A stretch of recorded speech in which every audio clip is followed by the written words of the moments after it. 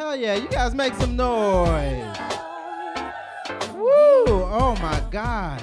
Wave, that was so good. I officially know how Takeoff felt when he heard Bad and Bougie now. Does that make sense? Like, this, I feel very LaToya and Lativia right now on this stage. That was amazing. I'm so happy. You guys probably are looking at me and wondering why I'm here. So like many of you guys, you can tell from the tight pants, the see-through tank top, and the very flamboyant hand gestures that yes, I am in fact black. Now,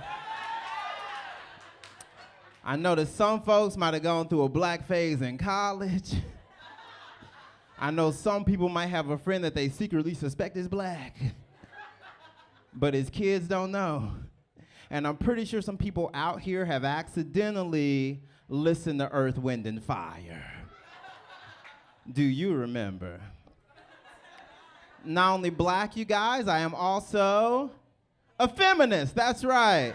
Hell yeah. Thank you. I'm really doing the bare minimum by saying it on stage with a microphone as a man, but yes, you're right. I'm the biggest feminist here. Sorry, ladies, you had your shot. Here's how that works. I'm so much of a feminist that I decided to stop sleeping with women. Y'all been through enough. And I decided to start dating men just to give them a taste of their own medicine. Every now and then when I'm hooking up with a guy, I go, you like that? He goes, yeah. I go, this worked out for both of us. That is 2018 feminism. I'm a member of the community. I'm a member of the LGBTQIA2KP plus equal sign 8675309. Call JG Wentworth, 877 cash now, 525,600 minutes. And sometimes Y community. That's right, a lot of letters, but they're all important. Ever expanding, ever inclusive. The P stands for pansexual, and that means you want to have sex in the Williams-Sonoma. Some people have money, you got it, all right. The K stands for kink, that means you want to have sex with somebody with 4C natural hair.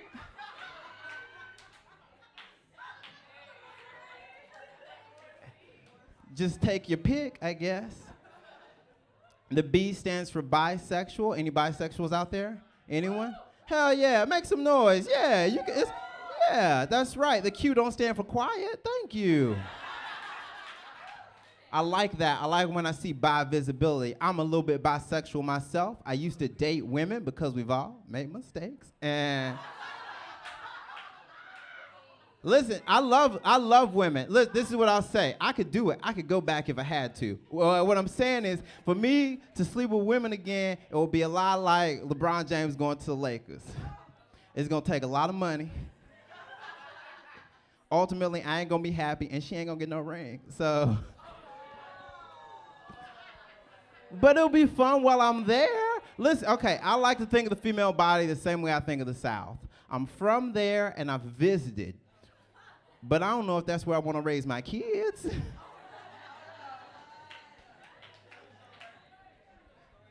But one thing I do miss, I miss boobs. I miss boobs because boobs are just fun. You see boobs, you think, oh, I'm in for a good time. You see a dick, you like, oh, I'm up for a fight. Like that's, you know the difference? Anyone who's been on both sides of that knows what I'm talking about. But listen, when you see a boob by surprise, that's like hearing a Drake song by surprise.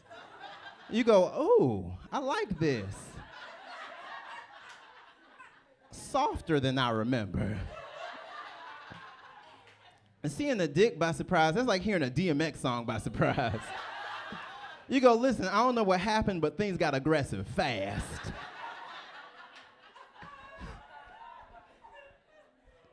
You guys seem like a fun crowd. I'm originally from Mississippi. I know it's hard to tell because shoes and teeth, but yes, I'm from Mississippi. Don't make fun of it. I went to the University of Mississippi. A movie that was based on the University of Mississippi recently was The Blind Side. You guys saw it? It's okay, yeah, it's a film about how this white wealthy family adopts this large athletic black boy in the hopes that they can get free football tickets. And really heartwarming stuff, yeah. I met my boyfriend at the University of Mississippi. Yeah, my boyfriend is white because it is what? After Memorial Day. And I love him so much. He really is the best health insurance provider I could find. He's doing... Listen, my copay is just kisses. It's nice. But he doesn't have to deal with the same stuff that I have to deal with because he's lucky. He is a white gay man. I feel like you guys have heard of these. A white gay man. They're very popular. A collection of white gay men is called the Tony Awards.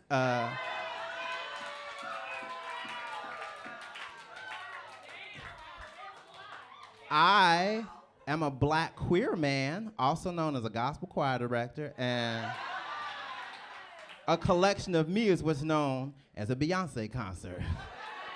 I'm sorry, I misspoke. A formation of me is what's known as a Beyonce concert. I recently went to Atlanta, which has the highest concentrated population of queer black men in any place in the world, and it was wonderful, except when I stepped off the plane, everyone just looked at me and said, "Who ordered extra?" I was like, wait a minute. Listen, being a queer black man in Atlanta felt a lot like being a straight white man at a comedy show. I was like, ugh, another one of me? Oh my goodness, we're the worst, like each time.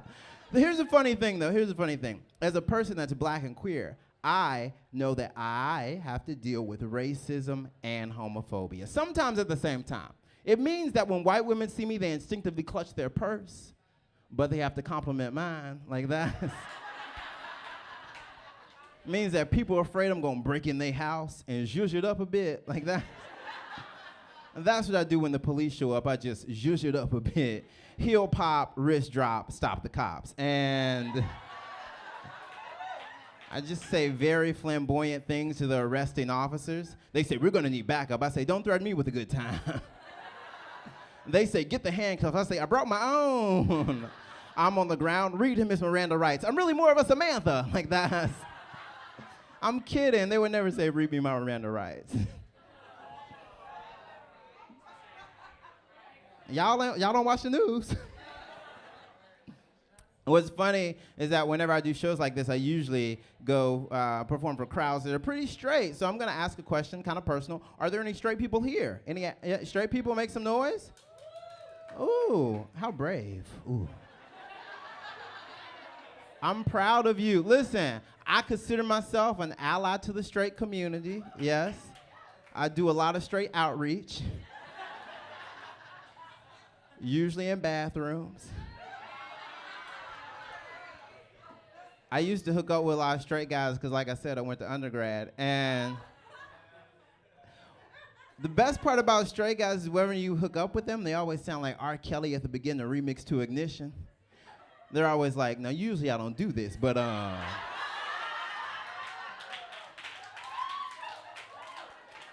Now ladies, if your man laughed at that joke, have a conversation with him.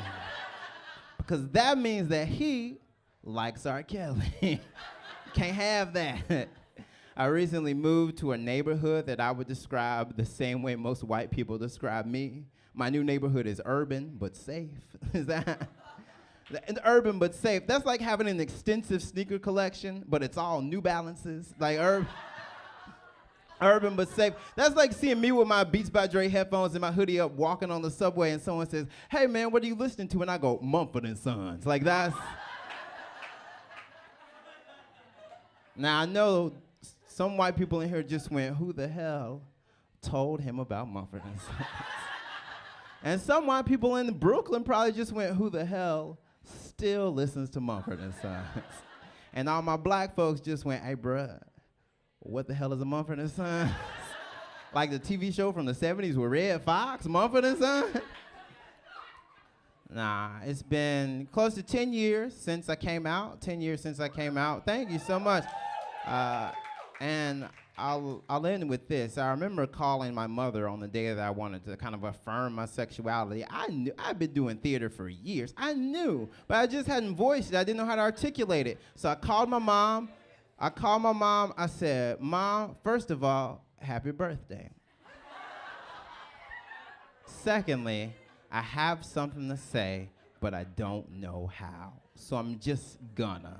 I said, Mom, I think I like guys. And there was this pause. There was this silence. There was this gap between my mother and I. And in that silence, kind of like it is in this room right now, I saw everything horrible happen to me that disproportionately happens to queer kids of color in this country. And I got so scared, I thought I was losing the relationship with the woman that gave me life. And I heard nothing. So I mustered up some courage and I said, Mom, I think I like guys. And she said, Jay, do you think they'll like you? And I said, bitch, what? Hold on, no.